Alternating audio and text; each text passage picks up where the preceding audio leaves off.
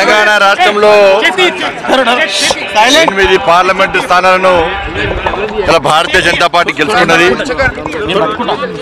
నరేంద్ర మోడీ గారిని ప్రధానమంత్రి చేయాలని చెప్పి ఉద్దేశంతో తెలంగాణ రాష్ట్ర ప్రజలు భారతీయ జనతా పార్టీని గెలిపించడం జరిగింది. దాన్ని పూర్తిగా కార్యకర్తల కష్టార్జితం. ఒకవైపు మోడీ గారి హవా, మరోవైపు కార్యకర్తలు కష్టపడ్డ తీరు. తెలంగాణ రాష్ట్రంలో అనేక సంవత్సరాలుగా కార్యకర్తల బలిదానాలు, కార్యకర్తల త్యాగాలు, కార్యకర్తలు కష్టపడి పనిచేసే తీరు వల్ల ఈరోజు తెలంగాణ రాష్ట్రంలో భారతీయ జనతా పార్టీ స్థాయికి వచ్చింది. కాబట్టి ఇంత కష్టపడి గెలిపించినటువంటి నా కార్యకర్తలకు సెల్యూట్ చేస్తున్నా. నరేంద్ర మోడీ గారిని నమ్మి నరేంద్ర మోడీ గారిని ప్రధానమంత్రి చేయాలని చెప్పి ఉద్దేశంతో మమ్మల్ని గెలిపించినటువంటి తెలంగాణ ప్రజలకు సెల్యూట్ చేస్తున్నా.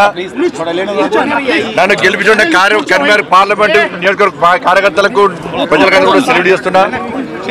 ముఖ్యంగా ఈ తెలంగాణ రాష్ట్రంలో ఈ వాతావరణం రావడానికి కారణము ఆ తల్లి భాగ్యలక్ష్మి అమ్మవారి.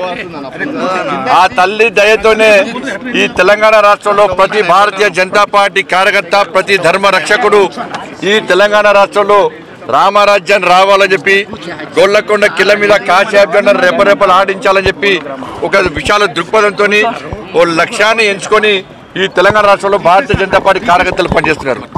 నేను ఇవాళ తెలంగాణ రాష్ట్ర ప్రజలకు నేను హామీ ఇస్తున్నా. తెలంగాణ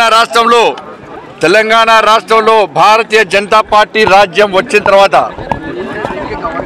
నరేంద్ర మోడీ గారి రాజ్యం వచ్చిన తర్వాత, పేదల రాజ్యం వచ్చిన తర్వాత ఎట్టి పరిస్థితుల్లో ఈ భాగ్యలక్ష్మి అమ్మవారిని గోల్డెన్ టెంపుల్గా పక్కా మార్చి తీర్థం ఈ తెలంగాణ రాష్ట్ర ప్రజలకు కానుకగా ఇవాళ భారతీయ జనతా పార్టీ ఇవ్వబోతున్నది.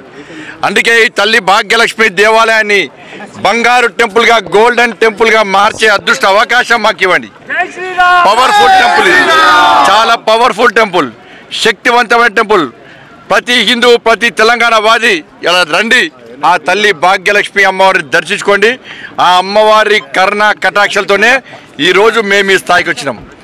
కాబట్టి భారతీయ జనతా పార్టీ మీద నమ్మకంతో నరేంద్ర మోడీ గారిని ప్రధానమంత్రి చేయాలని చెప్పి ఆలోచన వచ్చారు. ప్రజలకు అండగా ఉంటాం. అభివృద్ధి విషయంలో కానీ, తెలంగాణ రాష్ట్రంలో కార్యకర్తలను కాపాడుకున్న విషయంలో కానీ, ప్రజలను కాపాడుకున్న విషయంలో ఎట్టి పరిస్థితుల్లో అందరం కలిసిమెలిసి మీ ముందుకు వస్తామని చెప్పి సందర్భంగా తెలియజేస్తూ భారత్ మాతాకి జై, జై శ్రీరామ్.